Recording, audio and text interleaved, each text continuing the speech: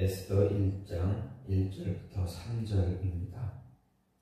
이 일은 아하수에로 왕 때에 있었던 일이니 아하수에로는 인도로부터 구스까지 127지방을 다스리는 왕이라.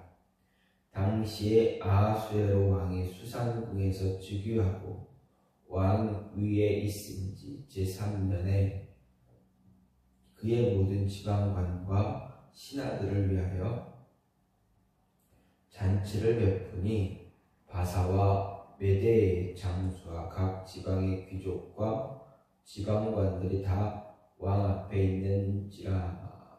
아멘. 오늘 말씀 에스더 1장 1절부터 3절 말씀입니다.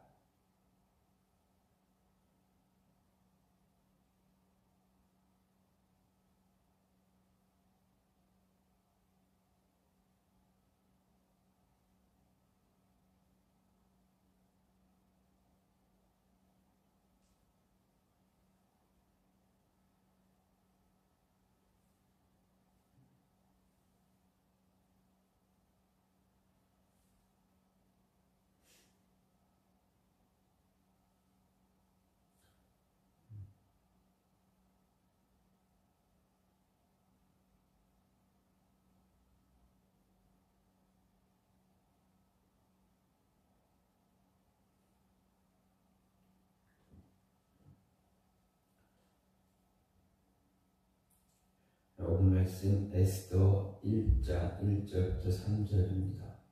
구약성경의 에스더서는 이제 이스라엘의 역사에서 거의 마지막 부분에 위치한 그런 역사의 내용입니다. 북이스라엘이 아수르에 멸망당하고 남유다 역시 바벨론에 의해서 멸망당하고 이제 바벨론 심리정치에 의해서 바벨론으로 세 차례에 걸쳐서 이제 끌려가게 됩니다. 이때 끌려간 사람 가운데 우리가 잘 아는 다니엘 그리고 그의 세 친구도 포함이 됩니다. 에스더에서 나오는 무르드게 역시 이때 포로로 끌려간 사람 가운데 한 사람입니다. 유다를 정복한 바벨론이 바사에 의해 멸망을 당하자 어떻게 됩니까? 패권은 이제 바사로 넘어갔습니다. 이때 하나님은 자신의 계획을 성취하기 위해서 바사의 왕 고레스를 통해 이스라엘 백성들을 이제 자국으로 돌려보내는 그러한 정책을 실시했습니다. 하지만 이 시기에 바벨론에서 예루살렘으로 돌아온 이스라엘 백성이 있는가 하면 그렇지 않다. 돌아오지 않은 백성들도 있다라는 것입니다. 즉, 그 포로로 끌려간 그 땅, 이방 땅에서 계속 살아가는 사람들이 있었다라는 말씀입니다. 에스더에서 나오는 인물들, 그들은 당시 이렇게 고레스 왕의 정책대로 예루살렘으로 돌아온 사람들을 이야기하는 것이 아니라 돌아오지 않고 이방 땅에 남아 있었던 그 사람들에 관한 이야기입니다. 포로로 잡혀가서 바벨론에 살던 유다 백성들이 다시 유다 땅으로 돌아와 성전 중심의 하나님 문화를 재건하는 내용이 포로 시대의 역사입니다. 이 가운데서 에스라, 니에미야, 에스더 이 세 권은 왕국의 멸망당한 그 이후 하나님 나라가 어떻게 진행되어 가는가 을 보여주고 있습니다. 오랜 포로 생활로 하나님의 율법과 절기 그리고 문화를 잃은 그들로 하여금 성전을 재건해서 그 성전을 중심으로 다시 새로운 하나님의 나라를 가르쳐가는 내용이 바로 그 내용들입니다. 학계와 스가랴의 도움으로 성전 재건을 완성한 뒤 40년 뒤에 일어난 사건이 바로 에스더에 나오는 그런 사건입니다. 에스더서에 나타난 사건 이후 20년이 흐른 뒤에 에스라가 예루살렘으로 돌아왔고 또 와서 이스라엘 백성 율법을 가르치고 하나님의 법대로 살도록 격려합니다. 그 뒤 13년이 지난 후에 느헤미야가 돌아와서 성벽을 재건합니다. 이런 간단한 역사적 상황을 통해서 에스더서를 통해 과연 하나님께서 무엇을 말씀하려는가 볼 수가 있습니다. 먼저 에스더서를 볼 때 유념해서 볼 것은 사건의 반전이 어떻게 일어나는가 하는 것을 지켜보아야 한다라는 말씀입니다. 에스더의 저자는 끊임없이 사건을 만들어갑니다. 그리고 그 사건으로 끝나는 것이 아니라 사건이 또 반전을 이루게 됩니다. 사건의 반전을 이끌어내면서 이야기를 전개시켜 갑니다. 이런 전개를 통해서 예상과 전혀 다른 그런 결과를 다시 이끌어내는 것이 바로 에스더 저자의 집필 방식입니다. 가장 잘 아는 사건으로 모르드게와 유대인들을 멸망시키려고 했던 하만입니다. 결국 하만은 자신과 자신의 가족을 파멸의 길로 몰아갑니다. 하만이 모르드게를 위해 만든 기둥이 결국 자신의 죽음을 위한 도구로 변하게 되는 그 모습입니다. 자신을 높이기 위해서 왕에게 이야기한 일들이 결국 자신을 위한 것이 아니라 모르드게를 높이는 사건으로도 바뀌게 됩니다. 사건의 반전이 일어나게 됩니다. 또 유다인들을 몰살하려고 받은 왕의 인장 반지는 결국 어떻게 됩니까? 모르드게에게 전달돼서 자신의 가족과 자신에게 힘을 실어주었던 다른 사람들의 목숨까지도 앗아가는 그러한 모습을 갖게 합니다. 또 다른 반전의 효과는 자신의 권력을 보여주고자 했던 왕비 폐위 사건이 결국 한 여인에게 그 권력이 이동하는 것을 보여주기도 합니다. 자신의 말을 듣지 않은 왕비를 폐위하고 나라의 여자는 남자의 말에 복종하도록 조서를 내렸지만 결국 여인의 뜻을 따라서 나라의 정책을 바꾸는 왕의 모습도 보여주고 있습니다. 마지막 반전을 보여주는 것은 잔치입니다. 왕은 자신의 권력을 잔치를 통해 보여주고자 했지만 그 잔치로 인해 권력을 사용하게 되는 도구로 바뀌게 됩니다. 또한 하만은 유대인들을 몰살하려는 조서를 나라에 반포한 후에 왕과 잔치를 벌이지만 어떻게 됩니까? 결국 그 잔치를 통해서 자신을 죽음으로 몰아가고 말았습니다. 이렇게 에스더서에서는 반전을 사용해서 사건이 어떻게 풀어져 가는가를 유심히 살펴보아야 한다라는 것입니다. 또 한 가지는 에스더서에서는 어떻게 됩니까? 우연의 일치로 보이는 모든 사건이 다 하나님의 섭리다라는 것도 가르쳐주고 있습니다. 우리는 쉽게 우연히 이렇게 이 사건과 이 사건이 이렇게 우연히 겹치지 이렇게 만날 수 있구나 이렇게 됐구나라고 생각할 수가 있겠지만 결국은 그 모든 것들이 모든 우연처럼 보이는 그 모든 일들이 다 하나님의 섭리였다라는 것입니다. 성경에서 하나님을 단 한 번도 언급하지 않은 책을 찾아보면 과연 있을까 생각해보면 있다라는 것입니다. 바로 오늘 말씀 에스더서, 이 에스더서에서는 하나님에 대해서는 단 한 번도 언급되지 않습니다. 참 유일하게 하나님이 언급이 되지 않은 책이 있는데 그 책이 성경에 기록되었고 그 기록된 그 책이 바로 이 에스더, 오늘 우리가 보고 있는 오늘부터 보게 되는 그 에스더서가 됩니다. 시편에서 하나님은 없다라는 말이 나오기는 하지만 하나님 또는 여호와라는 하나님의 이름이 거론되지 않는 성경책 에스더서가 유일하다라는 것입니다.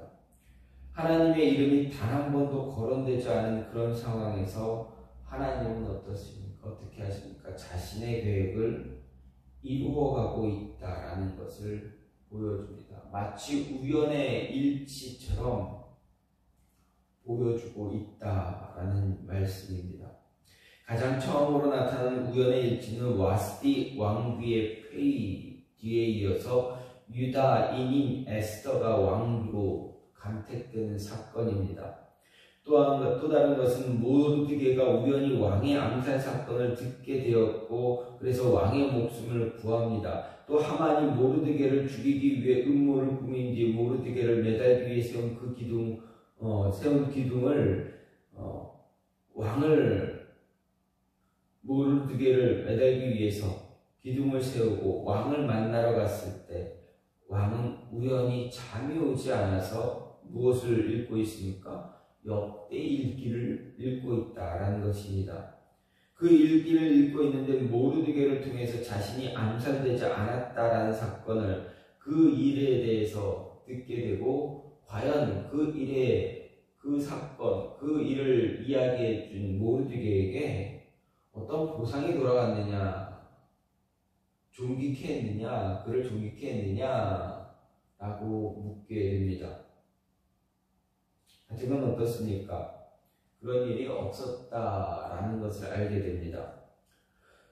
모르드게를 죽이려고 한 기둥이 우연히 하만 자신을 매다는 도구가 또한 되어버립니다. 이런 우연의 일치와 같은 사건을 통해서 하나님은 자신이 선택한 자녀들 어떻게 구원해 나가시는가 보여줍니다. 하나님의 이름을 단 한 번도 사용하지 않았음에도 불구하고 이 역사의 내면에는 하나님의 섭리가 어떻게 작용하고 있는가를 뚜렷하게 보여주고 있다라는 것을 볼 수가 있습니다. 하나님의 이 섭리하심은 하나님이 택한 백성을 다스리는 것뿐만 아니라 그보다 더 넓은 온 세상의 역사 자체를 통치하고 있다라는 것을 너무 자연스럽게 보여줍니다. 에스더 안에 하나님의 섭리에 관한 교리와 하나님의 주권에 관한 교리가 분명하게 나타나고 있습니다. 이런 내용은 역시 역사 당시 유대인들에게 뿐만 아니라 그 이후 수세기 수천 년간의 독자인 우리들에게도 하나님의 섭리와 선택하심에 대한 이야기로 위로와 확신의 메시지를 주고 있다라는 것입니다. 비록 우리 주변에 일어나는 모든 일에 있어 하나님의 목적을 이해하지는 못할지라도 무엇 하나 하나님의 계획을 벗어나고 있는 것이 없다라는 것을 보여줍니다. 마지막으로 에스더서를 통해 하나님은 다른 구속적인 사건들과 연결시키고 있음을 볼 수가 있습니다. 그것은 에스더를 통해서 가장 두드러지게 나타나는 구속사건, 바로 하만과 모르드게를 통한 하나님의 구속사건의 전개를 통해 알 수가 있습니다. 이 사건은 이스라엘과 아말렉 족속 간의 계속된 갈등을 이야기합니다. 하나님께서는 출애굽기 17장 16절을 통해서 말씀하셨습니다. 여호와가 아말렉으로 더불어 대대로 싸우리라. 또한 하나님은 아말렉의 이름을 천하에서 도말하라라는 명령을 이스라엘에게도 주셨다라는 것입니다. 그 첫 번째 싸움이 바로 출애굽 시대 여호수아가 전투의 선봉장으로 나간 싸움이고 이스라엘의 초대왕으로 세워진 사울왕에게 명령한 것이고, 이 계속적으로 사사시대 왕정시대를 거치면서 아말렉은 끊임없이 이스라엘과 싸웠고 이 시드기야 시대에서도 여전히 싸우고 있었다라는 것을 볼 수가 있습니다. 이 싸움이 왕국이 멸망한 이후에도 계속되고 있다라는 것을 보여줍니다. 에스더는 모르드게를 2장 5절과 6절에서 다음과 같이 이야기합니다. 도성 수산에 한 유다인이 있으니 이름은 모르드게라. 저는 베냐민 자손이니 기스의 증손이요 시므이의 손자요 야힐의 아들이요 전에 바벨론 왕 느부갓네살이 예루살렘에서 유다 왕 여고냐와 백성을 사로잡아 갈 때에 모르드게도 함께 사로잡혔더라. 그렇게 이야기합니다.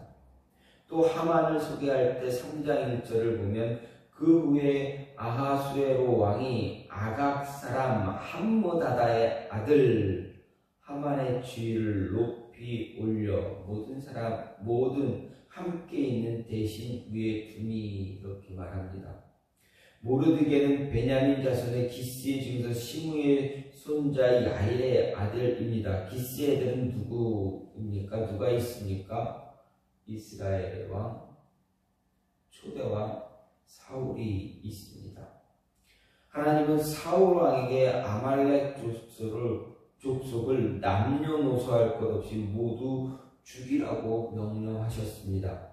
그들의 가축들까지도 모두 몰살시키라 하셨습니다. 할애하라 했습니다.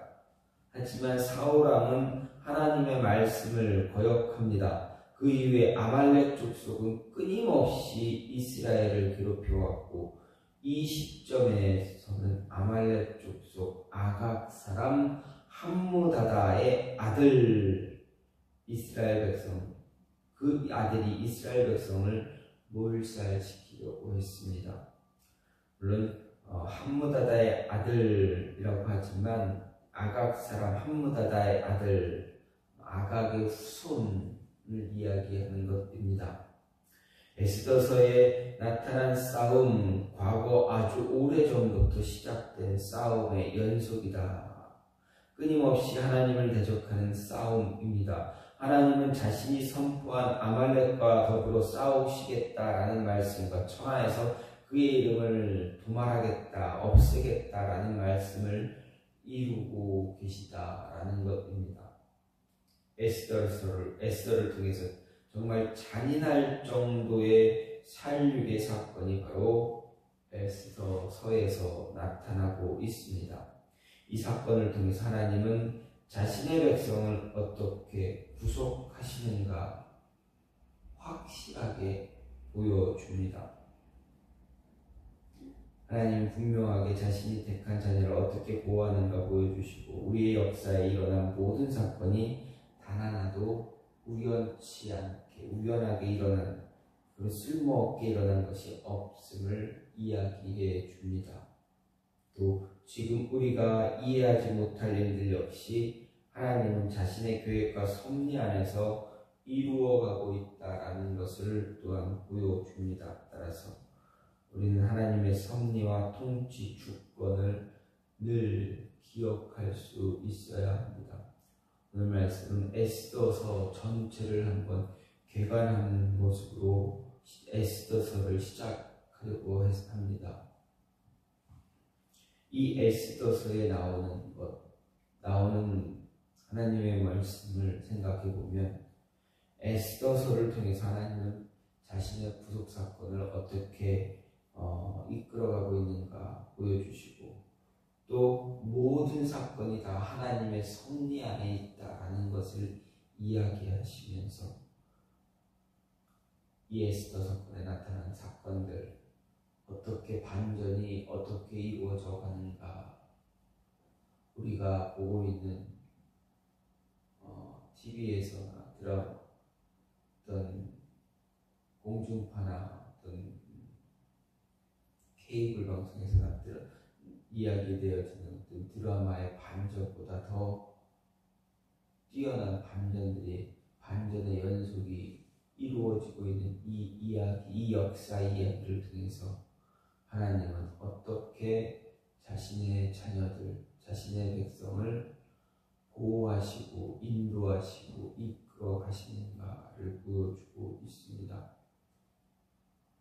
이러한 하나님의 뜻을 기억하면서 하나님의 어떻게 우리를 지켜오셨고 지켜가시는가를 또한 깨닫고 그 뜻을 잘 이해할 수 있는 모습을 갖기를 간절히 소망합니다. 이 시간 같이 기도하기 원하는 것은 하나님, 세상의 모든 일들이 우연이 없음을 하나님